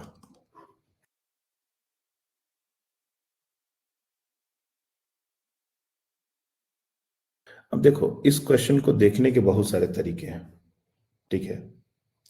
मल्टीपल लिक्विड्स को देखने का एक तो तरीका हमने जो पहले बताया था कि भाई प्रेशर से चीजों को देख लो, यहाँ पर प्रेशर जो है, फिर यहाँ पर प्रेशर जो है, फिर यहाँ पर जो प्रेशर है, और हम क्या करेंगे, यहाँ पर एक पॉइंट लेंगे दैट इज पॉइंट 1, और यहाँ पर जस्ट जहाँ पर ओपनिंग है यहाँ पर पॉइंट ले लेंगे 2, और इन दोनों पर बर्नौलीज थ्योरम लगा देंगे। That is one way of looking at the question.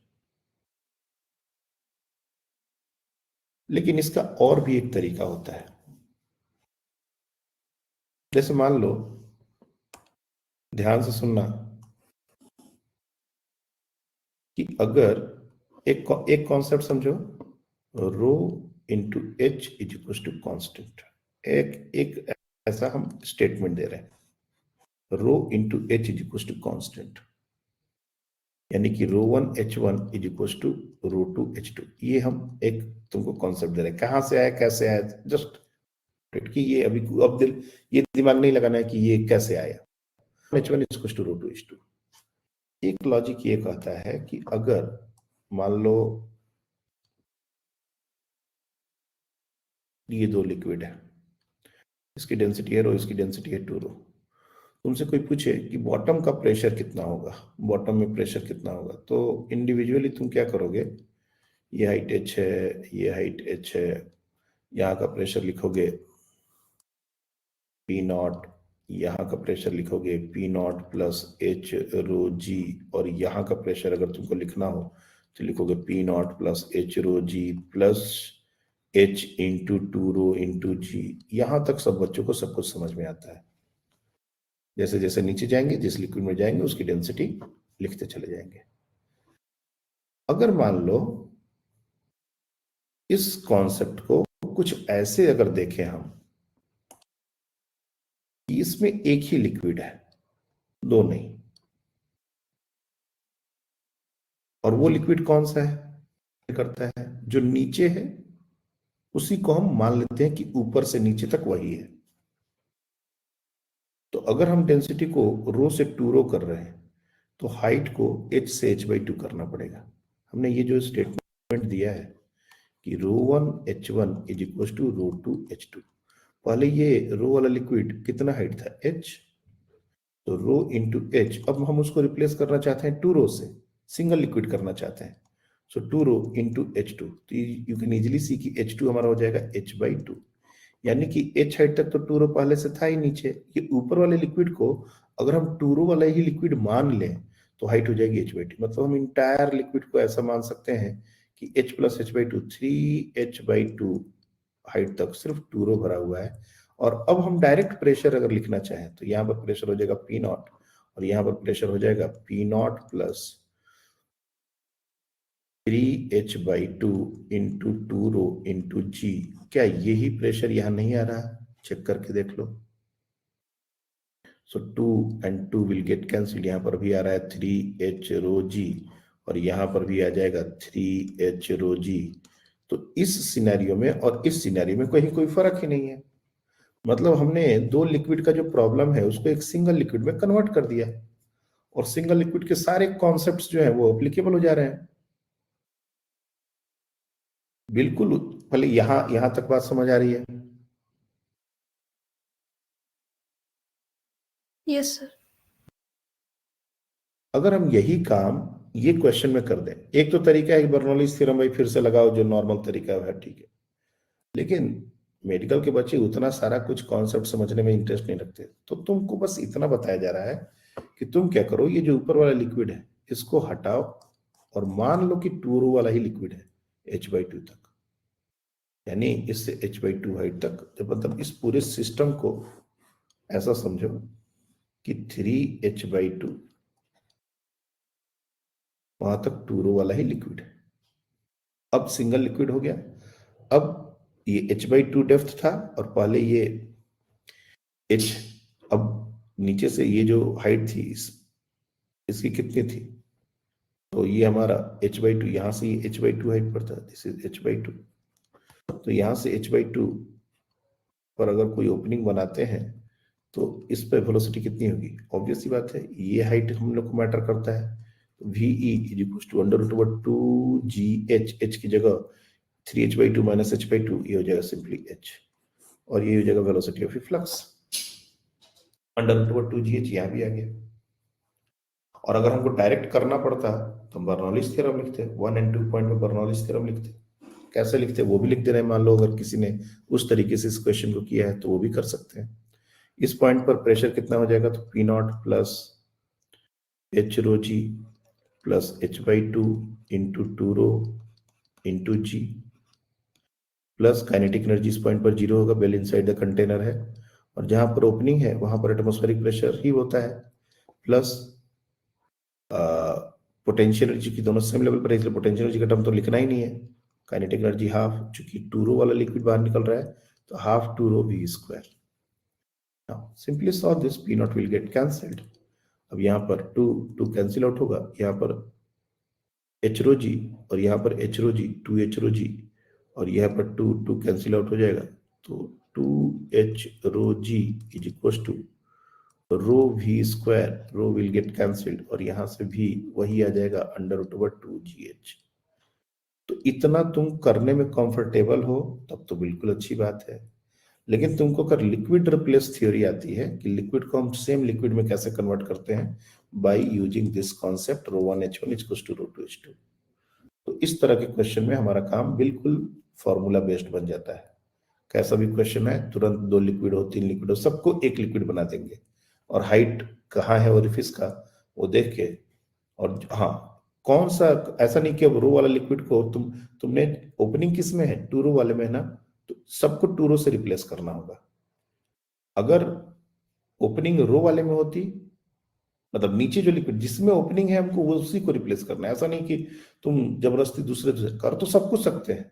ऐसा नहीं है कि रो को 2 रो से रिप्लेस नहीं कर सकती है, 2 रो को रो से रिप्लेस नहीं कर सकते, बट कौन सा ओपनिंग है कायदे से उसी को करना चाहिए रिप्लेस, उसी के टर्म्स में बाकी को रिप्लेस करना चाहिए, that will be better. Otherwise सबको सेम में करना है, तुमको जो मर्जी है कर दो, बस ये फॉर्मूला लगाना है, याद रखना। करोगे तो उसमें हाइट में क्या चेंज डालना पड़ेगा, ये चीज अपने को समझ में आनी चाहिए। तो ये क्वेश्चन बहुत आसानी से, और इस तरह के कोई भी क्वेश्चन बहुत आसानी से अटेम्प्ट किए जा सकते हैं। तो फ्लूइड मैकेनिक्स में अभी तक मैं देख रहा हूं कि 3, 6, 3, 9, 2, 11 क्लासेस हो चुकी है। That is very very huge number of classes, कम नहीं है, बट जिस तरह से रिस्पॉन्स आना चाहिए उस तरह से इस चैप्टर में भी रिस्पॉन्स नहीं आ रहा। तो मुझे नहीं पता कि अब तुम लोग सॉल्व कर रहे हो नहीं कर रहे हो, क्योंकि इससे ज्यादा स्लो होना अब तो पॉसिबल नहीं है।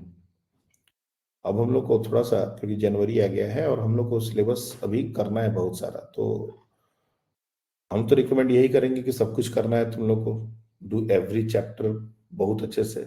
लेकिन अगेन मेरे कहने से अगर सारा बात हो जाता तो सारे बच्चे ही नीट्स क्वालिफाइड हो जाते भी बहुत अच्छे मार्क्स से। मेरे कहने के बाद तो तुम लोग अपना थ्योरी लगाते हो, ये क्या हो सकता है क्या नहीं हो सकता है, तो उसके बाद अगर अपनी थ्योरी लगाओगे तो फिर अपना कमेंट कुछ नहीं होता। तो इसके बाद हम लोग सरफेस टेंशन, विस्कोसिटी जो भी है वो स्टार्ट करेंगे। ऐसा नहीं है कि इसके और क्वेश्चंस नहीं है और कुछ कुछ बातें नहीं है, और भी बातें हैं, बट सरफेस टेंशन और विस्कोसिटी वो डिस्कस करने के बाद एक ओवरऑल हम लोग बात करेंगे क्वेश्चन सॉल्विंग का। तो फ्लूइड डायनेमिक्स में अभी हम लोग यहीं तक रखेंगे। जितना फॉर्मूला, जितने कॉन्सेप्ट्स बताए गए हैं, मोस्टली क्वेश्चन उसी के इर्द गिर्द आने वाले हैं। नेक्स्ट डे हम लोग सरफेस टेंशन स्टार्ट करेंगे। That's all for today. हाँ बोलो। सर वो एलन में थोड़ा वो चेंज हो गया, मतलब वो 11 का कैसे एंड करेंगे वो? क्यों, क्या हुआ?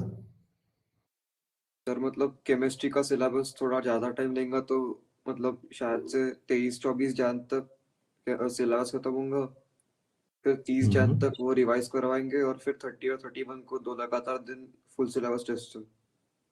ओके, फिर उसके 30, बाद 6 31। दिन की छुट्टी। ओके, देखो 31 तक तो 11th कंप्लीट करना बहुत चैलेंजिंग है। हम लोग इस पूरे जनवरी में मैक्सिमम हम लोग थर्मो खत्म कर सकते हैं, मतलब thermal properties of matter, thermodynamics, KTG. Oscillation और वेव तो फरवरी में ही हो पाएगा, जो अभी हमारा सिलेबस का फ्लो है। नहीं तो बहुत फास्ट करना पड़ेगा और फिर वो चीज हम नहीं करना चाहते, अननेसेसरी उतना ड्रैग हो जाएगा बहुत। और क्लास 12 का भी तुम टेंशन मत लो। क्लास 12 का मान लो जब भी स्टार्ट होगा, जब हम कराएंगे तो हम उतना ही अच्छा खासा टाइम लेके कराएंगे। तो इंस्टीट्यूट्स में भले ही चीजें फास्ट हो जाएं, थोड़ा पहले हो जाएं, थोड़ा बाद में हो, बट यहाँ पर तुम इतना फेथ रखो कि जो भी सिलेबस है, एग्जॉस्टिव सिलेबस, थोड़ा मोड़ा जो हट गया है, हट नहीं हट गया है, वो तो 12 में हम काउंट करेंगे। 11th में तो हमने ज्यादा काउंट नहीं किया वो सब कि क्या हटा है क्या नहीं, क्योंकि मे भी अगली बार कोई नोटिफिकेशन आ जाए ना। तो वो सारी चीजें तुमको कराई जाएंगी और प्रॉपर टाइम लेके कराई जाएंगी, कोई जल्दीबाजी की बात नहीं। थोड़ा बहुत कॉन्फ्लिक्ट, मतलब टाइमिंग का एक गैप हो सकता है, तो उसको अपन नजरअंदाज करेंगे, क्योंकि मतलब आकाश भी अभी क्या बहुत सारा गैप एग्जाम के लेके आया हुआ है। आपका ऑलरेडी काफी पहले कंप्लीट हो गया, जबकि काफी लेट स्टार्ट हुआ था। तो इंस्टीट्यूट्स रन कर लेते हैं वैसे, और बच्चे बाहर जो क्लासेस ज्वाइन करते हैं तो वो एक क्लैरिटी के लिए करते हैं। तुमने भी अगर मान लो क्लास ज्वाइन किया या बाकी बच्चों ने भी किया था कि भाई अगर वहां नहीं होगा तो यहाँ हो जाएगा, तो वैसा ही मान के चलो, कभी भी हो तुम्हारा हो जाएगा पूरा अच्छे से और बेहतर तरीके से ही होगा। जितने क्वेश्चंस वो प्रैक्टिस करवाएंगे क्लास में, उससे कहीं ज्यादा क्वेश्चन हम लोग करेंगे और उससे कहीं ज्यादा डेप्थ में कॉन्सेप्ट्स को पढ़ेंगे। इसमें मतलब कोई इंस्टीट्यूट टाइमिंग और कंटेंट का कोई कंपैरिजन ही नहीं है।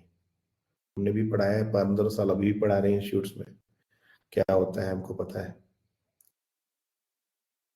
ओवरऑल पूरे फिजिक्स में काउंट करेंगे तो हमारा content much much much greater होगा इंस्टीट्यूट से।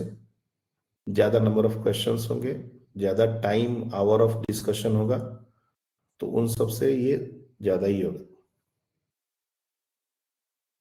जल्दी शुरू करके जल्दी खत्म कर देंगे, फिर रिवीजन टेस्ट वगैरह वगैरह करेंगे, उनका एक स्ट्रेटजी है। ठीक है ना?